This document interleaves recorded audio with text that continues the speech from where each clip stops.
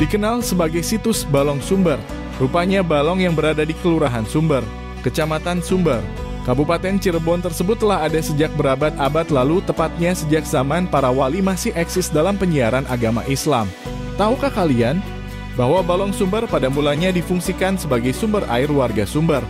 Juru kunci atau kuncen situs Balong Sumber, Nuryaman, mengatakan bahwa sebelum para wali melakukan perjalanan panjang untuk bertapa atau berdiskusi menuju Kuningan atau lebih tepatnya Gunung Ciremai, maka Balong Sumber menjadi sebuah tempat persinggahan sementara para wali.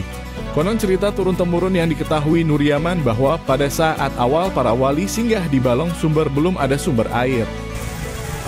Situs Balong Sumber itu perkiraan itu ditemukan antara 1710 kurang lebih ya, pada masa Sultan keempat, Sultan Batuddin dari Kanoman.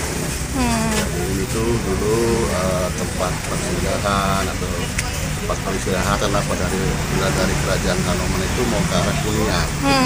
Nah, dari Kuningan kita keluar di sini. Di sini nih tempat peristirahatan kerajaan dengan pasukannya. Di sini juga dibuat ada gua rahasia yang dan juga di belakang ada ya bentuk-bentuk guanya masih ada juga bangunan yang dulunya mau dibikin keraton. Sampai akhirnya ditancapkan sebatang kayu ke dalam tanah lalu muncul air ke permukaan secara deras.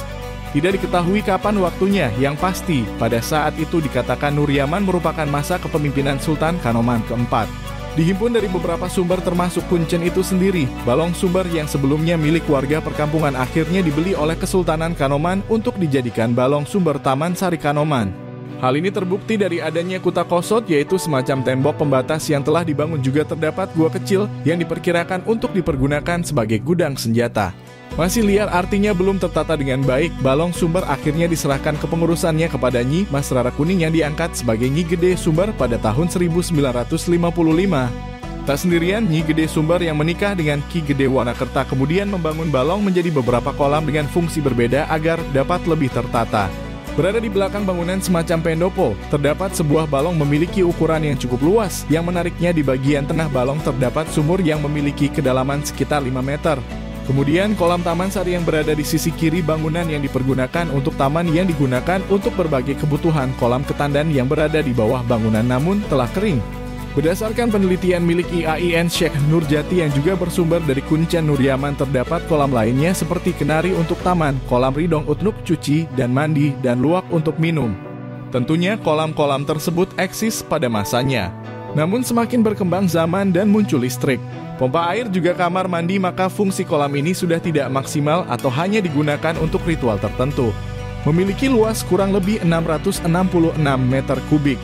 Sebagai sang kakak dari Nuryaman yakni Subadi, yang juga paham betul soal sejarah situs Balong Sumber, terdapat satu buah gua yang direncanakan untuk gudang persenjataan. Gua yang memiliki luas kurang lebih 15 kali 10 meter ini dikatakan Subadi berada di tengah hutan kawasan Balong Sumber, tapi cukup jauh dari Balong sehingga sulit untuk menjangkaunya. Untuk mengunjungi situs Balong Sumber ini cukup mudah karena tidak jauh dari komplek pemerintahan daerah Kabupaten Cirebon dekat dengan Pasar Sumber. Dari Cirebon, Sarah Utami melaporkan.